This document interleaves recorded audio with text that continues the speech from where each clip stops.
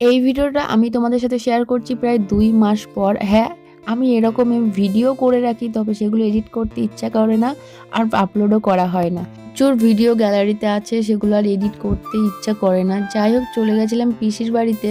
দিদির ছেলের ওজনে ভোগ ছিল, সন্দেশ ভোগ, তো সেটাই দেওয়ার জন্য। মন্দিরটা পিসি বাড়ি থেকে 15 মিনিটের রাস্তা। জায়গাটার নাম হলো পাগলাতলা। তো আজকে মেলাটা হচ্ছে পাগলাতলার মেলা।